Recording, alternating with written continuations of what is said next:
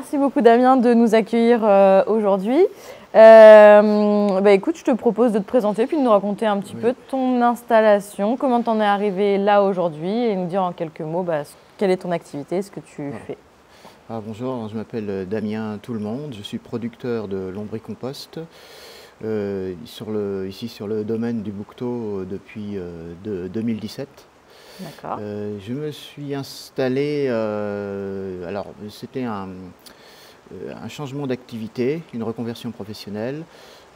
Auparavant, je travaillais dans le domaine des déchets ménagers, dans le traitement des déchets ménagers. D'accord. Donc j'étais sensible à tout ce qui touche au compostage. Mmh.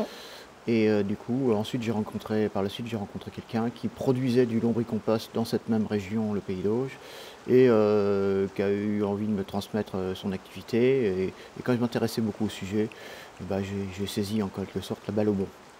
L'activité existait déjà ici? Elle existait dans le Pays d'Auge, pas sur ce site même. D'accord. Dans le Pays d'Auge, elle était déjà présente. D'accord, ok. Et du coup, tu t'es formé avant? Tu as fait comment Oui, pour... oui, j'ai été formé par cette personne dont j'ai pris le relais progressivement. D'accord. Pendant combien de temps à peu près? 3-4 ans. D'accord. Et lui a cessé son activité à terme? Oui, voilà. Il y a eu une passation d'activité. Et tu as commencé directement ou tu as fait une installation progressive? L'installation a été progressive. D'accord. Oui. Et directement sur ce site? Oui. C'est-à-dire que tu as arrêté avec lui, il a arrêté son activité et tu es venu t'installer? J'ai commencé à préparer le terrain avant qu'il ait cessé son activité. C'est-à-dire que j'ai préparé le terrain. Quand j'ai préparé le terrain, il faut un certain temps pour pouvoir produire du lombricompost, parce qu'on travaille avec le vivant, donc c'est le lombricompost, on y reviendra sûrement, mais c'est une transformation de matière organique par des vers de terre. Ouais. Donc il faut quand même une bonne quantité de vers de terre, donc ça ne s'obtient pas comme ça, même si on commence avec beaucoup de vers de terre, donc il faut le temps de préparer l'outil. D'accord. Il faut en général 2 ans.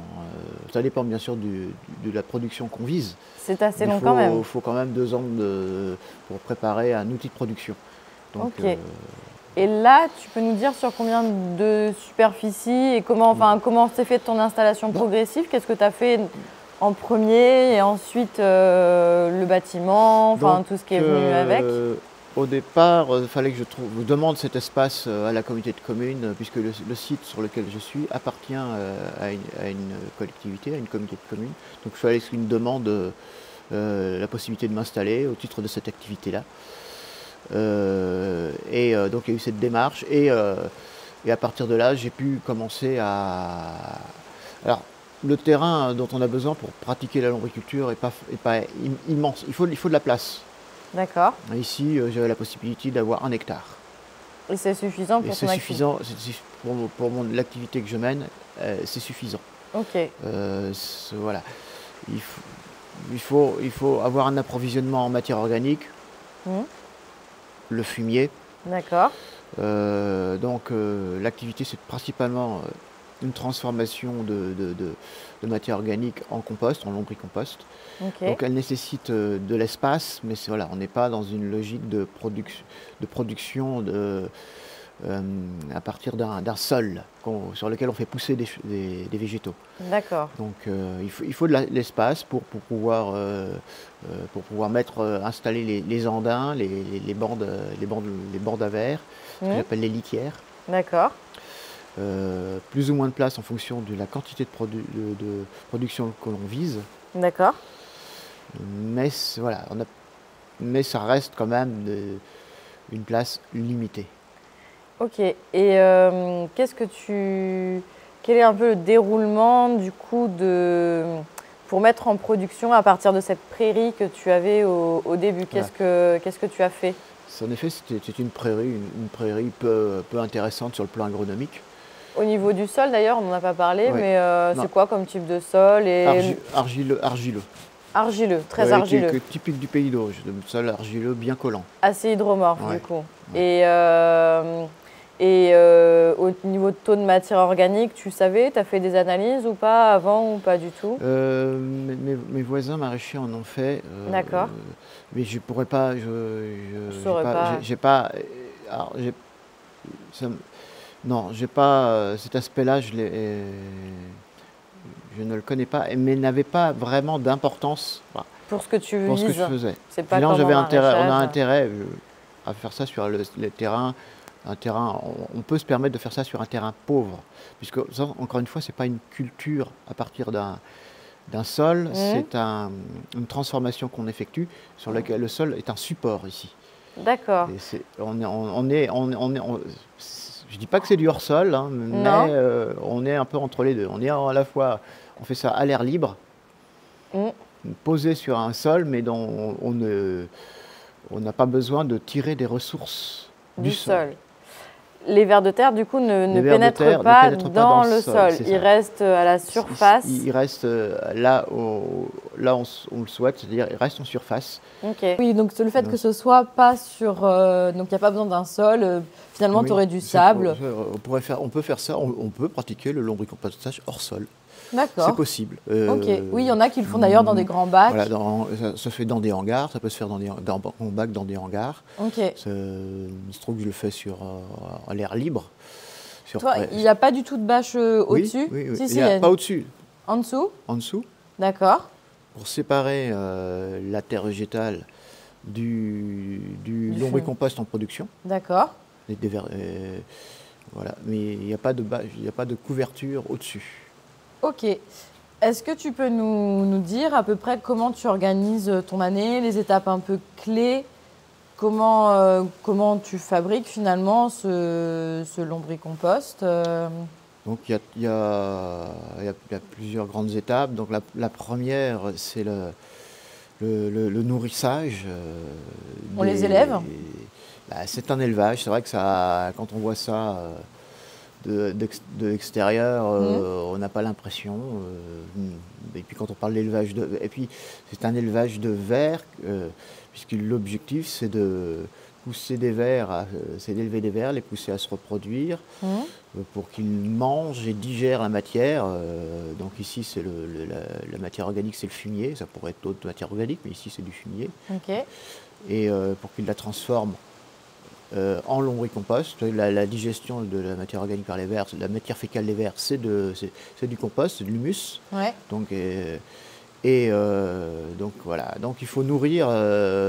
C'est un élevage. On nourrit des bêtes et où elles se reproduisent. C'est un écosystème qu'on entretient pour la production de la matière, ce lombricompost. D'accord. Donc il y a le nourrissement, donc apporter du fumier, apporter de la matière organique régulièrement. C'est quoi régulièrement à peu près tous les mois, une litière, on apporte du fumier, on la nourrit, on apporte du fumier dessus tous les mois. D'accord. Alors c'est du lombricompostage, c'est pas du compostage. On travaille avec des apports réguliers et en petite quantité, enfin en quantité modeste. On n'est pas dans les compostages, avec des gros tas de fumier qui font plusieurs mètres de haut et de large, qui chauffent à haute température. Non, on est à un compostage à froid. Amener de la matière organique, ici du fumier, c'est nourrir des bêtes pour que leur matière fécale soit ensuite récoltée. Alors visuellement, pour que je me représente bien les choses, tu as des bandes qui font combien? 1 mètre de large sur 25 mètres de long. 25 mètres de long. Et en hauteur, elles font 25 à 30 cm. Ah oui. Entre 20 et 30 cm. D'accord, ok. Et le fait que ce soit en extérieur, ça veut dire que les vers de terre subissent aussi un peu les aléas climatiques? Est-ce qu'il faut que tu arroses? Non, justement. L'avantage d'être en extérieur, c'est qu'on n'a pas besoin d'arroser. Il n'y a qu'en cas extrême de sécheresse estivale, il faudrait arroser. Mais le cas, finalement, ça fait maintenant un petit moment que je suis installé, en tout cas depuis 2017. À part en 2022 où on a une sécheresse extrême qui a nécessité que j'intervienne. Les années d'avant, on a eu aussi des températures, des étés chauds. On a peut-être oublié aujourd'hui, mais on a eu je n'avais jamais besoin d'arroser. Même les litières il y avait une résilience qui faisait que l'écosystème conservait assez d'humidité pour survivre à l'été. notamment grâce aux orages, aux pluies d'orage. Oui, d'accord. Oui, et la paille, finalement, elle te garde bien l'humidité, vu que c'est un fumier assez pailleux quand même. Alors, la surface est pailleuse. Ah oui, il faudrait tout à l'heure que je ramène oui, parce que ça montre, c'est une vue en coupe d'une litière litière lombricole. D'accord. Donc, quand on parle de fumier pailleux, du fumier de cheval, le voilà. Et là, c'est l'humus, le lombricompost, issu de l'ingestion, de la digestion de la matière organique issue de fumier par les vers de terre. Donc, quand on nourrit, on apporte du fumier au-dessus. Oui. Les vers de terre, ils sont principalement dans cette partie-là. Okay. Ils mangent la matière organique, le fumier, ils le digèrent, et la matière fécale des vers qui s'accumule, elle s'accumule dessous. Et progressivement, au fur et à mesure qu'on nourrit par-dessus, la couche d'humus, la matière fécale des vers de terre, s'accumule et augmente. D'accord. Et alors, pour que tes vers, ils arrivent naturellement ou il y a un apport à faire à la base? Tu achètes quelque chose? Tout processus de lombricompostage nécessite qu'on ait un minimum de verre pour que ça fonctionne. Donc au départ, il faut démarrer avec un bon petit nombre de vers de terre. Pour une bande à peu près, tu en amènes combien? Et quoi comme type de verre aussi, on n'en a pas parlé? Les verres, oui. Alors déjà, les types de verres, c'est c'est pas du lombric, contrairement à ce que le nom laisse penser. Lombricompostage, c'est pas le lombric, c'est un cousin du lombric qui s'appelle. C'est des cousins du lombric. Les vers de fumier, les vers de compost. Les noms savants, ils sont petits. Ils ont des noms savants. Ils ont pas de nom vraiment familier. On les appelle vers de compost, vers de fumier. Okay. Les noms savants, c'est Essenia. Quand on parle d'Essenia, là, on sait qu'on parle du ver de compost et non pas du lombric. Oui, pas l'anessique, le gros anessique dodu. Ce ver important dans les jardins, mais tous les vers, qui lui va en profondeur et en surface. Oui. Le petit cousin. C'est un ver de surface. C'est un ver de surface. Le petit cousin du lombric est un ver de surface qui se nourrit exclusivement de la matière organique fraîche. D'accord. Et donc tu en apportes. Au départ, il faut en apporter assez pour lancer le processus. D'accord. Alors, on peut démarrer sur une petite quantité, attendre que ça prenne. Voilà. Une fois que ça a pris, que la population de vers, de fumier est assez importante, on peut ensuite étendre, utiliser le gisement, l'augmentation de ce gisement-là pour étendre la production. Du coup, tu prends par poignée et puis tu le mets un peu à droite à gauche ou... L'idéal, le plus simple, c'est de commencer avec une seule litière. Alors, je vous ai dit tout à l'heure, qu'une litière, c'était 25 mètres de long sur 1 mètre de large. Donc, l'idéal, c'est de prélever une demi-litière pour reconstituer une litière. D'accord. Bon, ça peut être un premier pas. Et une fois qu'on a une litière où les vers ont trouvé leur place, ça y est, l'élevage fonctionne, ils se sont bien reproduits. Là, on peut refaire une litière en prélevant cette demi-litière pour en refaire deux, faire une duplication. Quand on a deux litières qui sont bien fortes, qui fonctionnent bien, là, on peut prélever ces deux litières pour en faire 4. On pourrait aller loin comme ça. Oui, tu peux à chaque fois accroître. On peut démarrer petit et augmenter progressivement. Mais voilà, après, c'est une question de temps. D'accord. Et dès le début, tu les nourris? Dès que tu achètes, du coup, tu les achètes où d'ailleurs, ces premiers vers? Les premiers vers, moi, comme j'avais pris la suite de quelqu'un qui en faisait déjà, j'avais bénéficié voilà, on avait démarré une litière avec des prélèvements sur l'ancien site l'ancien site d'élevage. D'accord. Et donc après, tu mets ta paille directement, dès que tu les as insérés, tu mets ta paille et après, voilà, donc on étale les vers avec une partie de leur ancienne litière et par-dessus, on ajoute du fumier. D'accord. Et un peu de temps et de l'humidité vont faire le reste. Ok, c'est merveilleux. Et comment tu sais que ta population est en bonne santé? Tu dois faire des comptages ou tu le vois à l'œil comme ça? Des sondages. Ouais. Par des prélèvements et des sondages, on voit si ça prend ou ça prend pas. D'accord. Voilà, ça c'est vraiment visuel. Hein, oui. Et comment tu sais, est-ce que il y a des facteurs limitants à ce développement? Est-ce qu'il y a des choses où on sait que vraiment, bon, bah, ça leur a pas plu et du coup, ils se développent pas énormément, ou dans tous les cas, ça se développe très bien?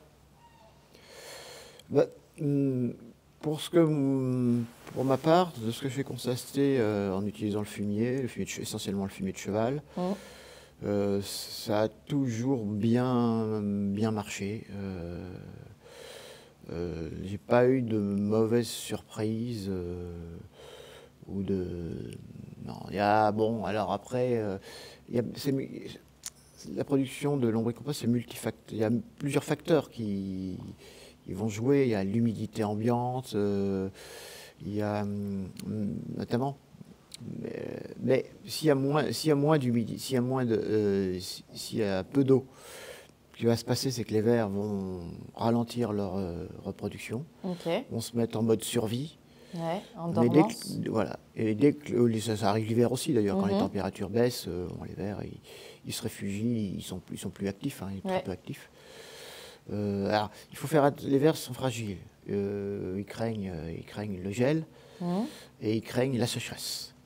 Mais en dehors de ces cas extrêmes, qui finalement sont assez bien contrôlés, en tout cas en Normandie jusqu'à présent, le système fonctionne plutôt bien et assez résilient dans le sens où même si les vers ont souffert d'un manque d'eau, l'écosystème, ils se sont mis en mode survie, dès que les conditions favorables reviennent, ça c'est reparti. D'accord. Donc, Ok. Et là, tu parlais du gel. Ici, vous avez quoi comme température minimum? Et en quoi c'est problématique pour toi? Alors, le gel, de toute façon, l'hiver, pour pas qu'il y ait un risque de geler, il faut isoler les litières. Donc, tout simplement mettre une bonne couche de fumier pailleux, de fumier de cheval pailleux, ça suffira à isoler. Et l'été, c'est pareil. L'été, cette couche isolante va limiter les déperditions. D'accord. Et donc c'est là-dessus qu'il faut être vigilant. Et puis surveiller, surtout l'été. Mais je dis, à part des cas extrêmes, à partir du moment où il y a des orages de temps en temps, le lombricompost, c'est une éponge. L'eau qui tombe va recharger l'éponge. Et donc, du coup, même si les vers sont moins actifs, même s'ils vont moins se reproduire, l'écosystème ne va pas mourir. D'accord, ok. Et donc là, on en était par rapport à un peu la périodicité. À quel moment tu installes tes bandes? À quel moment tu recharges? Est-ce qu'il y a des périodes plus creuses dans l'année? Il y a des périodes où il y a moins de production. D'accord. Liées aux températures et aux conditions qui sont défavorables aux vers, c'est sûr. Quand les vers se mettent en mode pause, bon, bah là, on voit bien. Biologiquement, il n'y a plus de production de lombricompost. D'accord. Et tes bandes, là, tu en as combien actuellement? J'en ai une douzaine. Ah oui, quand même. Ça te fait quand même beaucoup de fumier à déplacer. Oui, alors ça fait une cinquantaine pour le type d'élevage que j'ai. Bon, pour avoir une cinquantaine, je gère environ 50 tonnes de fumier par an. 50 tonnes de fumier pour 25 bandes de 1 mètre. Oui. Ok. 40, entre 40 et 50 tonnes. Et l'apport donc de fumier, c'est tous les combien à peu près en saison? C'est variable, tous les mois en moyenne. Bon, d'accord. Apporter, voilà. Plus, oui. D'accord. C'est des apports réguliers et jamais massifs. Faut pas. Alors les bandes, celles-ci font 25 mètres de long, 1 mètre de large. 25 à 30 cm de haut, entre 20 et 30 cm de haut, mais on ne peut pas, en lombricompostage, on ne fonctionne jamais avec des gros volumes. Ça, c'est pour le compostage, j'ai envie de dire, traditionnel. D'accord. Ce qui est thermique. qui n'est pas du tout, qui est très pas différent. Du tout la même chose, mais là tu disais c'est froid.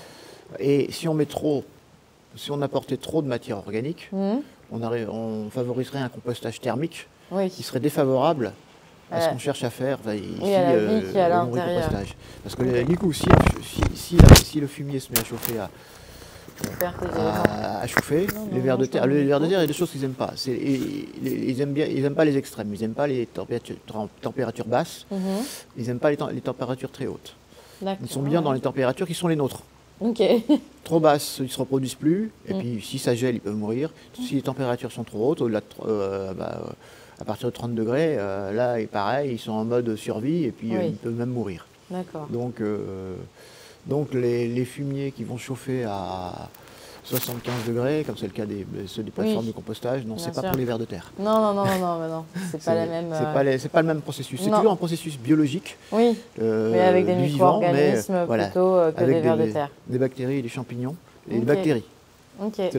Oui, plutôt bactéries. Même si, pour ce qui concerne le lombricompostage, c'est toujours une histoire de bactéries et de champignons, puisque ce sont des transformateurs. Ils ingèrent de la matière organique qu'ils transforment par leur tube digestif. Mais ceux qui font le boulot dans le tube digestif, ce sont quoi? Des bactéries et des champignons. Oui, bien sûr. C'est juste le processus. Le vecteur qui change.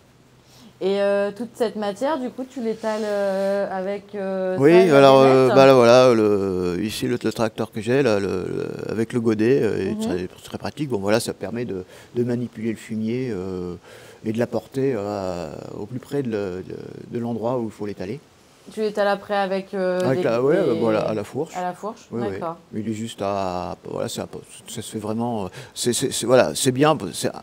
C'est un outil important parce que voilà, il permet de manipuler des volumes, on n'est pas dans des énormes volumes, c'est du lombricompostage, pas du compostage, mais voilà, il y a quand même un certain volume à gérer et ça permet de faciliter les transports. D'accord.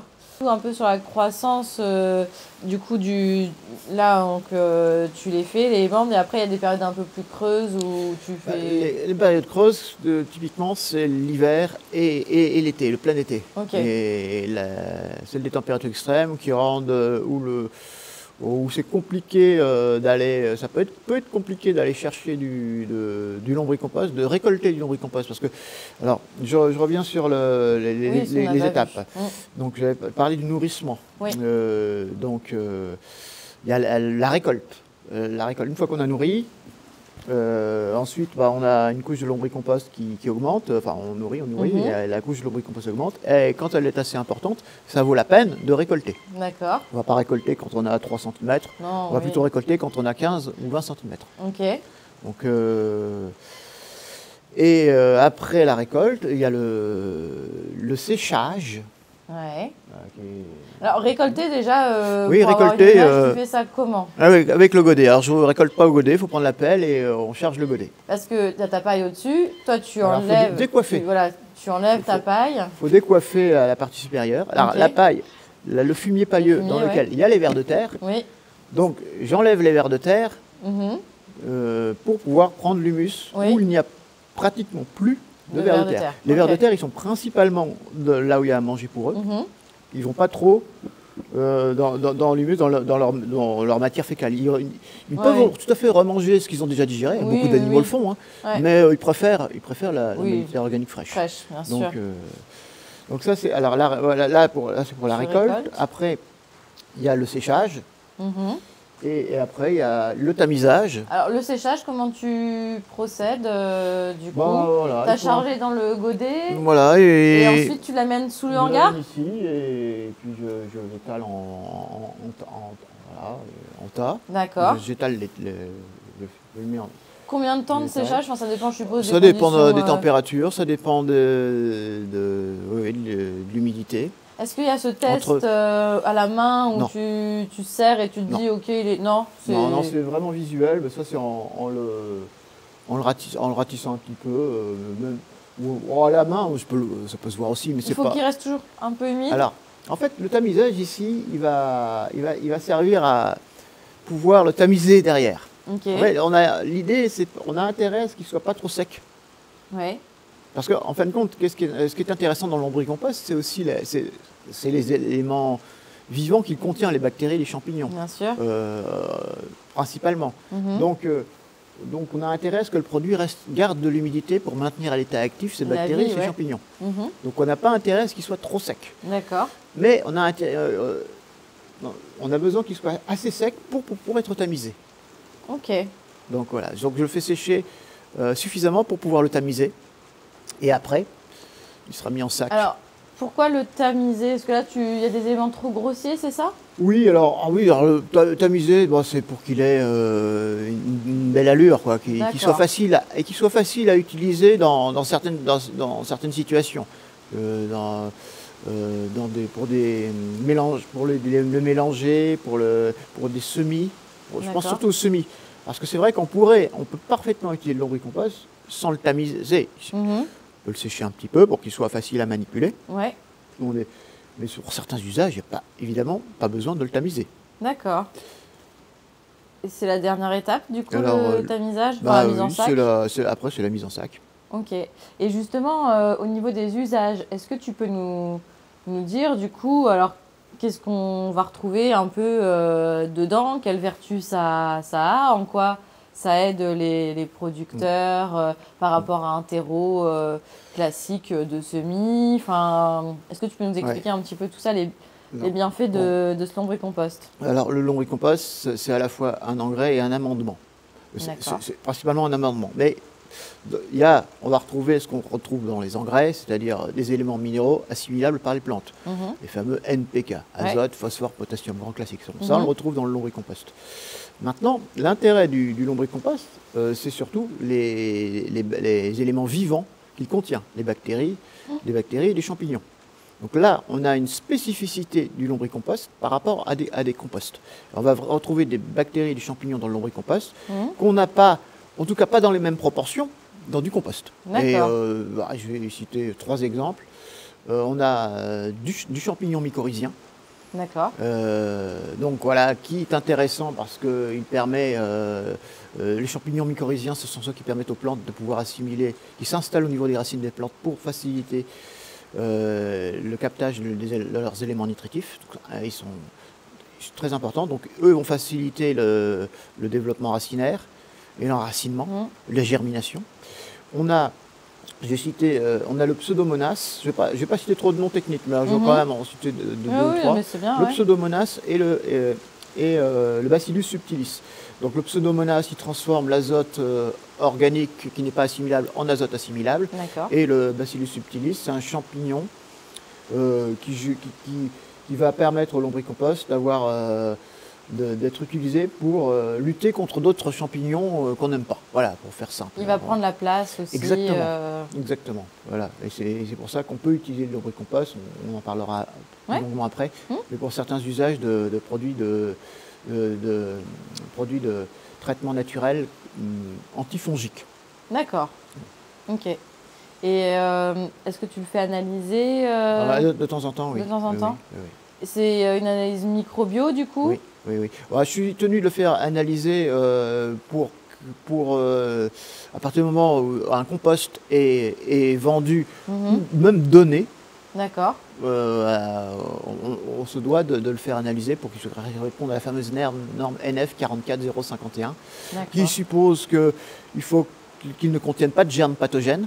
Donc c'est ça qui est recherché, c'est pas les bons. Ils vont pas regarder la microbio vraiment, qu'est-ce qu'il y a à l'intérieur. C'est une analyse chimique pour être sûr qu'il contient pas, qu'il ne dépasse pas des teneurs critiques dans certains métaux toxiques. Et aussi qui permettent de déterminer qu'ils ne contiennent pas de germes pathogènes de type Escherichia coli, salmonelle. Qu'on pourrait retrouver dans du compost. Oui, à partir du moment où le compost est fabriqué à partir de matière fécale. Oui, c'est vrai. Voilà. Il y a toujours ce risque des germes pathogènes. Oui, qui ne seraient pas dégradés et qui resteraient. D'accord. Et oui, donc une analyse vraiment microbio pour voir quelles étaient les bactéries, les champignons à l'intérieur. Pousser, non. Non. Ok. Non. Et donc les bienfaits, alors qui utilise ton compost et pour quel usage? Et quels sont les retours qui te sont faits? Alors moi, je vends essentiellement auprès du grand public ainsi qu'auprès de certains professionnels. Mais mon débouché, c'est principalement le grand public. Des jardiniers avertis, on va dire, voilà, ont déjà une bonne connaissance parce que ça veut dire qu'ils sont, ils sont quand même sensibilisés et assez peut-être formés. Donc ça va être beaucoup ceux qui aiment les tomates, ceux qui cultivent les tomates. D'accord. Moi, les retours que j'ai, c'est j'ai plein alors moi justement, je vends beaucoup en direct à des gens qui reviennent. C'est surtout une démarche d'arriver à se lancer, en tout cas, parce que là, la quantité dont on a besoin est très faible. Donc là, il n'y aura pas un problème. Là, à ce niveau-là, il n'y aura pas de problème financier. C'est vraiment, voilà, est-ce qu'on est prêt à prendre entre guillemets le risque pour faire ça par rapport à une méthode qu'on utilisait avant, peut-être plus contestable, mais on sait au moins qu'elle marche. Là, on nous dit que ça marche, mais on va expérimenter ça, mais ça va être plus compliqué à faire parce qu'il va falloir faire le produit, il ne se fait pas tout seul. Enfin, pas forcément très compliqué, mais voilà, il faut arriver à se lancer. Le process est assez simple. Après, oui, il faut être convaincu, je pense. Il faudrait qu'ils fassent le test, en fait, sur leur culture. Mais la tomate, c'est quand même, je pense à celle-ci avec le mildiou, c'est quand même le légume sur lequel ils vont tirer un gros chiffre d'affaires. Si elle est malade tôt, forcément, c'est très impactant pour leur année. Donc, ça peut être aussi l'occasion de tester pour voir si ça leur permet de sauver aussi une partie de leur année. Ça pourrait être un bon levier. Et on n'a pas parlé de tes points de vente, comment tu vends, est-ce qu'ils viennent à la ferme? Alors, il y en a qui viennent. Ouais. Il y en a qui m'achètent ça sur les foires aux plantes où je suis. Bon, c'est un outil qui me permet de me faire connaître localement. D'accord. J'ai des points de vente. J'ai des points de vente à l'échelle du Pays d'Auge, c'est-à-dire sur Lisieux. D'accord. C'est dans des magasins, des pépinières, c'est quoi? Chez un horticulteur à Lisieux. D'accord. Ouais. J'en ai chez des particuliers, chez des maraîchers. Ok. Tu en déposes un peu partout et ils vendent. Voilà, quelques points de vente, qui sont vraiment qui fonctionnent auprès d'un public qui connaît. C'est eux qui te le vendent en fait, parce qu'ils l'utilisent. Je pense aux maraîchers, ils l'utilisent, ils en sont convaincus. Du coup, ils te disent laisse-moi quelques sacs, je te vends les sacs. Ils leur laissent une condition ou non, c'est comme ça. Alors ça dépend. Ça dépend lesquels. Ça dépend lesquels. Et puis je fais de livraison aussi. À quelle échelle la livraison? Tu vas jusqu'à combien de kilomètres? Alors moi je vais jusqu'à, on va dire, 70 km. D'accord, ok. Oui, c'est ça à peu près. Bon, disons que voilà, moi, mon cadre mon échelle mon marché, si on peut dire ça comme ça, c'est essentiellement le Pays d'Auge. Ouais. Voilà, je peux pas, j'ai pas forcément envie d'aller au-delà. Alors quand je dis le Pays d'Auge, c'est au sens large, hein, ça comprend l'ouest de l'Eure, ça comprend Caen, ça comprend. Ça fait une boucle de 70 autour de chez toi. Voilà. Après, j'ai pas non plus intérêt à aller plus loin parce que ça va être un éparpillement. Et puis par rapport au sens de son activité, l'intérêt de faire ce produit-là, c'est aussi de le vendre dans une démarche de filière locale. Bien sûr. Je n'ai pas envie forcément d'aller exporter du lombricompost loin. Enfin,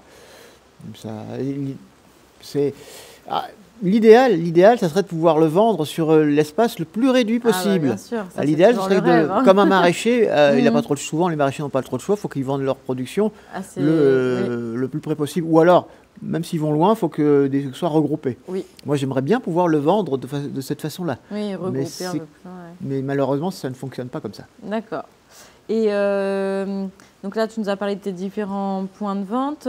Et la question que je me posais, c'est combien tu sors de kilos ou de sacs par an avec 25 planches? Je produis 20 tonnes par an. D'accord. Voilà. J'ai un outil qui permettrait de produire 30 tonnes par an, tel qu'il a été monté, mais bon, dans les faits, dans la pratique, c'est 20 tonnes par an. Ok. Et on n'a pas parlé de un peu tes investissements au départ et de ton chiffre d'affaires de départ et actuellement. Voilà, si tu pouvais nous en dire 2 mots. Bon, il faut un espace couvert, donc pour pouvoir, on peut voir faire sécher du lombricompost, avoir un atelier, avoir des outils, pouvoir ranger son matériel. Voilà, donc là, j'ai un petit hangar qui est plus grand que ce dont j'ai besoin, puisqu'il abrite également une activité de maraîchage voisine. C'est toi qui l'as fait construire, le hangar? Oui. Ok. Et donc on n'a pas besoin de tant d'espace que ça, comme j'ai pu le dire, au niveau installation avec les bandes lombricoles, au niveau un herbage d'1 hectare suffit largement pour la production que je vise. Ouais, il faut un espace couvert, il faut un espace agricole, de type agricole, pour pouvoir ranger le matériel, avoir un atelier et pouvoir faire sécher le lombricompost. Ouais. Là, celui-ci, il fait combien de mètres carrés? L'espace, il fait 200 mètres carrés. Bon, moi, tu utilises la moitié. Fonctionner, voilà, 100 mètres carrés suffisant. Ok, d'accord. Ouais. Et ce bâtiment, il t'a coûté à l'époque combien? Il m'a coûté dans les 30 000 €. Et tu avais une aide à l'installation? Oui, j'ai eu une petite aide, oui. Enfin, ok. D'accord. Et après, donc, tu as l'investissement du tracteur. Voilà, il y a l'investissement matériel, oui. Ok. Ouais. Et lui, c'est quoi comme type de tracteur? Combien de chevaux? 35 chevaux. 35 chevaux. Et tu l'avais eu à l'époque pour combien? Je l'avais acheté, je l'ai acheté 5 000, mais j'ai dû faire des travaux dessus avec le chargeur. Donc on va dire que j'avais un budget de 10 000 pour le... D'accord. Et l'autre petit tracteur, c'est à toi aussi? Oui, alors ça c'est une antiquité. D'accord, ok. Mais une antiquité qui marche, mais bon, c'est le tracteur de dépannage. Je l'avais même avant, ce tracteur-là. Okay. Il servait essentiellement pour jardiner. D'accord. Pour transporter des matériels, Est-ce qu'il y a d'autres investissements? Les bâches peut-être D'ailleurs, on n'en a pas parlé, c'est des bâches tissées ou des bâches c'est de la toile tissée. Tissée. Oui, il y a les bâches, il y a les grillages, les grilles. Parce que il y a des bâches qui sont posées au sol pour pas que le lombricompost soit mélangé avec la terre végétale. Mais sous cette bâche, il y a un grillage à poules. Pour éviter que les taupes viennent... sinon elles se régalent. Elles viennent directement se servir. Ok, à la source. D'accord. Et est-ce que tu as d'autres investissements que ça, ou enfin d'autres charges que ça? Le fumier, on disait, il était gratuit. Oui, l'avantage c'est au niveau fonctionnement. Au niveau fonctionnement, il n'y a pas énormément de charges. Surtout que le fumier, bon, on me l'apporte gracieusement. Donc voilà, je parle sur le plan transformation de matière. Donc j'ai pas trop de charges. Sur le plan énergétique, j'ai très peu de charges. Ah oui, dans les charges, j'avais oublié le tamiseur, mais ça va pas loin, un tamiseur. D'accord. Mais c'est intéressant. Un tamiseur comme ça? Ça va 400 €. D'accord, oui, c'est pas... c'est pas la charge. Après, tu as les sacs. Les sacs, c'est pas des sacs réutilisables, c'est des sacs c'est vrai. Oui, c'est vrai que ça... D'ailleurs, je fonctionne, j'essaye de fonctionner au maximum avec des sacs réutilisables. Ah, d'accord, ok. Vu que je fonctionne sur une commercialisation à petite échelle et beaucoup en vente directe, même. Tu connais enfin, indirecte, mais les gens qui utilisent le lombricompost, ce que je fais, je les rencontre à un moment ou à un autre. Souvent, je les rencontre. Ça peut être sur des foires aux plantes, ça peut être ailleurs, j'en sais rien. Mais donc, j'ai des retours directs. En même temps que du coup, je compte sur ces retours directs pour récupérer aussi le contenant, un contenant consigné. Ça ressemble à quoi un sac t'en as là? J'ai des petits sacs qui ne sont pas réutilisables en 3 kilos. Mais quand c'est du 10 kilos, j'ai ces sacs-là résistants, réutilisables, que je récupère, que j'essaye de récupérer. Bon, ça commence à venir. D'accord. Mais voilà, après, et donc, c'est une démarche ensemble. 2 types de conditionnement.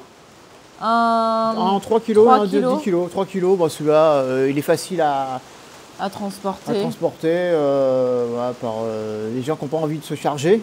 Oui, et qui sont pas équipés. Celui-là, bah, c'est ceux qui connaissent bien le produit, qui en reprennent. D'accord. Et bon, bah, ils sont prêts à porter un peu plus, ouais. Un peu plus, parce que ouais, ils savent que voilà, ils connaissent le produit et d'accord. Et ils en ont besoin. Enfin, ils sont convaincus. Ok. Et actuellement, dans ton organisation de l'année, tu arrives à prendre des vacances? Bon, alors, j'ai des saisons creuses où ouais. je peux, si je veux, prendre des vacances. La saison estivale, ouais. juillet, août, j'ai pas. C'est vraiment. Voilà, bon. Maintenant, il y a ici, après, c'est comme en agriculture, il y a toujours des choses à faire. Oui. Donc, mais si je veux avoir des moments où je peux lever le pied, la période de juillet, août, finalement, c'est bien. Ok. Oui, c'est pas. Voilà. Tu estimes à combien de temps à peu près ton temps de travail lycée sur l'année? 8 heures par jour. C'est pas. Tel que je vais actuellement. Oui. Je suis dans le registre de 40 heures par semaine. D'accord. 40, un peu plus, mais. Ok. Et ce rythme te satisfait? Oui, non, ce rythme me satisfait. Bon, alors, l'avantage du lombricompost aussi, c'est que c'est un produit, c'est un produit vivant, mais c'est pas un produit non plus sensible. C'est-à-dire qu'une fois qu'on l'a récolté, on peut le stocker pendant un certain temps. Combien de temps d'ailleurs on peut le stocker? Alors, pendant 1 an, le produit garde ses propriétés. Il évolue assez peu. Donc pendant 1 an, on a un produit qui est, on va dire, moi c'est ce que je dis aux gens. À condition qu'il soit pas trop sec non plus. À condition que ce soit pas desséché. Oui. À condition qu'il soit conservé dans de bonnes conditions.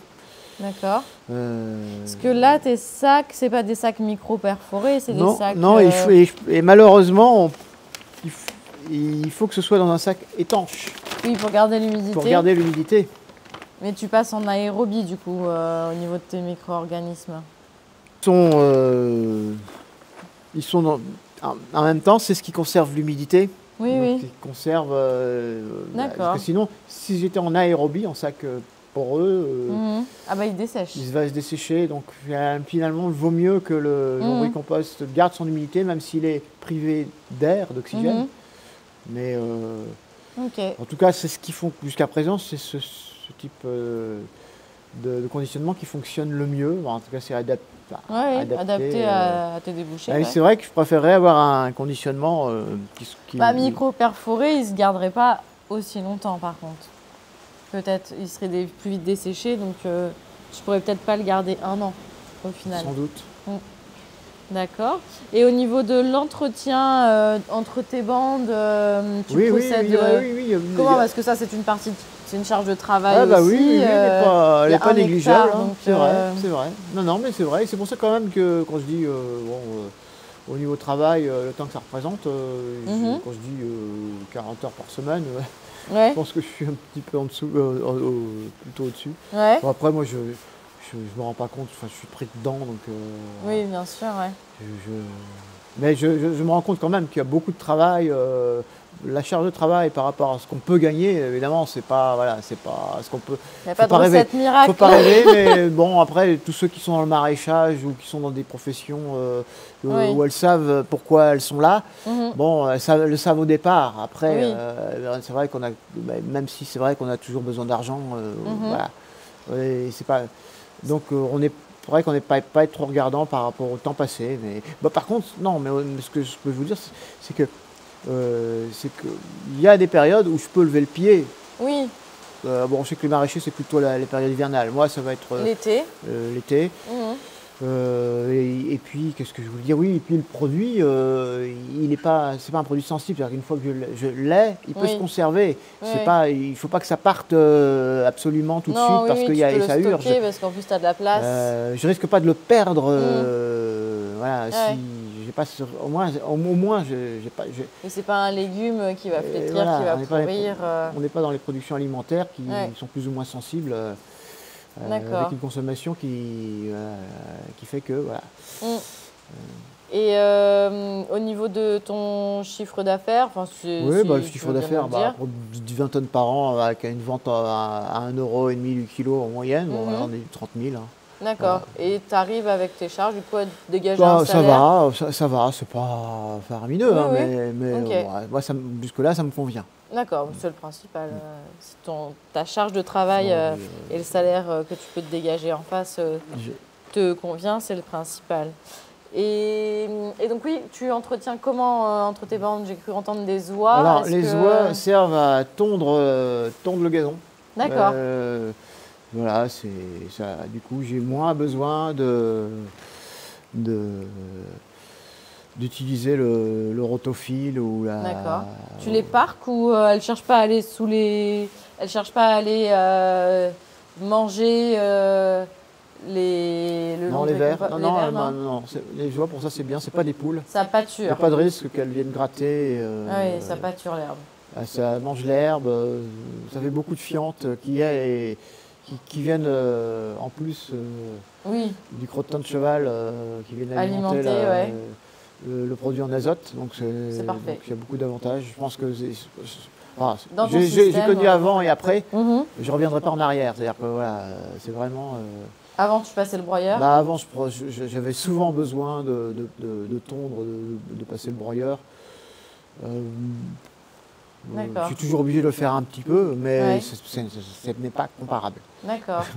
Et là, tu as combien de oies pour entretenir? Là, j'en ai une douzaine. D'accord. Que tu gardes tout le temps ou tu renouvelles ça se renouvelle. Ok. Oui, pas trop de problèmes avec les renards? Non, parce que j'ai une clôture électrique. Ah oui, d'accord. Ok. Si on peut conclure peut-être sur deux aspects, un peu les problématiques peut-être que tu peux rencontrer, la principale problématique et une de tes plus belles réussites. Alors la problématique que je rencontre, c'est sur la vente du lombricompost à l'extérieur. Je souhaiterais pouvoir le commercialiser sans m'éparpiller, donc sur un secteur relativement limité. Donc le pays d'eau, c'est le cadre que je me suis fixé, mais qui est également celui de mon prédécesseur. Mais je me rends compte qu'il y a depuis le confinement, il y a eu vraiment ce marché-là, si on peut dire ça comme ça, c'est figé. C'est-à-dire qu'il y a vraiment eu un gel. C'est-à-dire qu'avant, je voyais que ça pouvait intéresser de plus en plus de gens. Et après, je me suis rendu compte il y avait eu comme une décroissance un peu où les gens voilà, ça a gelé. Bon, ce qui n'est pas forcément très grave, puisque de toute façon, moi, je ne suis pas dans une logique de production, d'énorme production. Moi, je me considère souvent comme un artisan. Maintenant, là où ce que je trouve dommage, c'est que du coup, j'aurais souhaité pouvoir vendre sur un secteur plus réduit. Et que ça, du coup, c'est compliqué. Et voire peut-être pouvoir partager cette activité-là avec d'autres personnes qui font la même chose sur un territoire. Et je me rends compte qu'on n'est pas si nombreux à faire ça. Et du coup, oui, c'est vrai que c'est difficile d'avoir les publics pour ça. Donc il y a... Et ça je le regrette parce que quand j'ai commencé cette activité, je pense que tous ceux qui sont dans le bio sont avaient un peu ça en tête. C'est-à-dire on sait que c'est dur, que c'est plus dur, qu'il faut se battre contre des moulins à vent. On sait qu'on va dans le sens de l'histoire. On sait que ça a du sens et que ça va dans le sens de l'histoire. Ce qui est dur, c'est que derrière, après, quand le public ne suit pas toujours. Et que... Ton prédécesseur, lui, il avait les mêmes canaux de vente à peu près que toi? Oui. Non, mais moi, ça a un petit peu évolué, mais bon, ça a permis, c'est vrai que dès le départ, au moins, j'avais un public pour ce produit-là. Mais je me suis rendu compte que oui, j'avais pu un petit peu produire un peu plus, mais je voyais bien qu'à un moment, j'ai vu que j'en ai vu les limites. Voilà. J'en ai vu les limites. Aussi bien au niveau des particuliers que des professionnels. D'accord. Alors les professionnels, là aussi il y a une limite. On a parlé de maraîchers, bon, eux qui potentiellement peuvent potentiellement être intéressés par ce produit-là, ça, il n'y a aucun doute. Là où ça va être plus difficile, ça va être avec les pépiniéristes et les horticulteurs. Ah oui, j'utilise énormément de matière, quasiment, que ça. Une des principales charges aussi, peut-être, non? Ah oui, et puis ils utilisent plus facilement du chimique. Oui, ils sont moins sensibles. Donc là... tu vas peut-être avoir quelques petites pépinières où c'est vraiment la personne elle-même qui greffe, qui va faire tout le processus, mais qui aura quand même du mal à valoriser auprès de particuliers son produit parce que même du coup, il faudra ça aura une répercussion peut-être sur son prix de vente. Et c'est vrai qu'à part les personnes vraiment averties, les gens sont encore pour les pépinières, encore dans l'optique d'acheter des arbres qui ont 3-4 ans, qui sont déjà formés, plutôt que des petits sions, et avec, sur lesquels on va avoir fait une bonne greffe, et qu'on va avoir utilisé du lombricompost. Qu'il était dopé au chimique ou dopé au naturel, pour le consommateur, ça ne va pas avoir... il ne le mange pas. Voilà, c'est ça. Ouais. Donc les pépiniéristes et les horticulteurs, ils voudraient sans doute faire du bio, mais c'est beaucoup plus compliqué d'entrer dans la démarche du sans pesticides et sans engrais de synthèse, dans la mesure où derrière, ils vont devoir vendre, ils vont avoir des coûts plus importants, ils vont devoir vendre plus cher, et le public, lui, va encore moins suivre, parce qu'il ne les mange pas directement, ces plantes-là. Ce qui est différent. C'est ce que j'ai constaté, entre autres, depuis que j'ai commencé cette activité. D'accord, et du coup, tu as réussi tout? Non, mais moi, je reste convaincu. Ce que je fais a du sens et continuer à en avoir, ça ne changera pas de ce côté-là. Et j'ai mon public de convaincus qui sont contents d'en reprendre, ils sont contents que je sois là. Mais c'est vrai que je me rends compte que malheureusement, il y a un seuil, il y a un effet de seuil actuellement. Ça c'est pour la... c'est conjoncturel. À vanter les bienfaits de ton produit, à en parler, à communiquer dessus, mais après, il faut que ça fasse son chemin aussi dans la tête des gens. Okay. On est dans le temps long. C'est ça.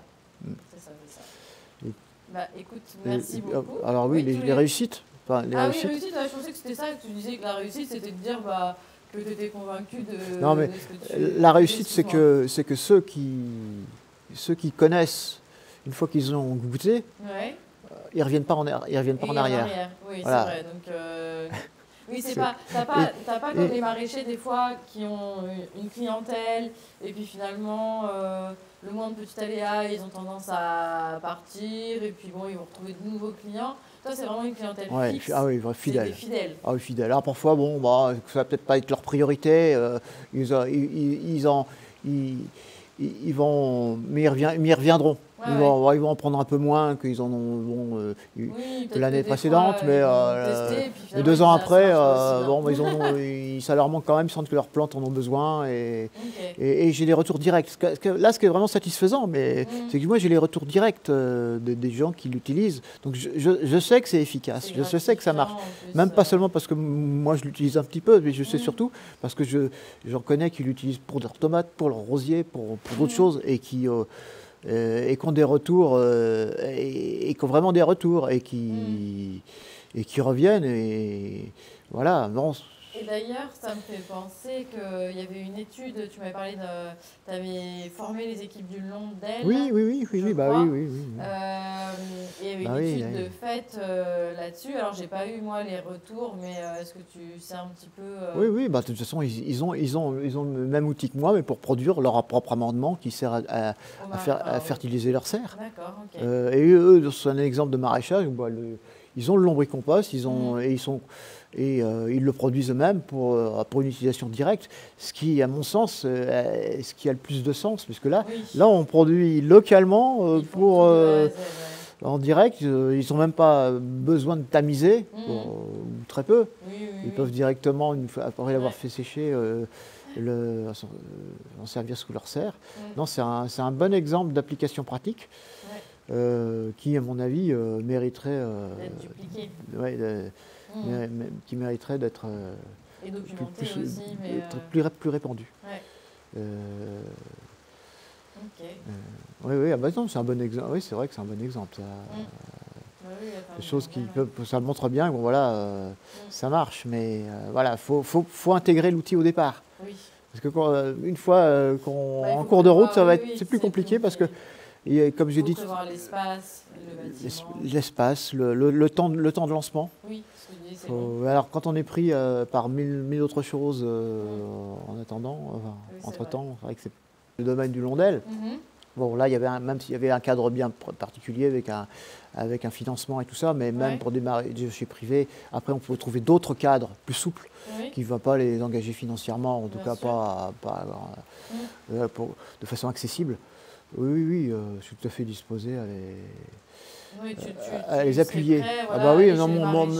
Voilà, les connaissances que j'ai pu acquérir, si je peux les transmettre, pour moi c'est ça aussi qui fait partie de mon travail, je pense, et je suis tout à fait. C'est partie du sens que tu donnes à cette activité. J'ai tout à fait envie que ce savoir-faire puisse servir à d'autres. Oui, se répandre.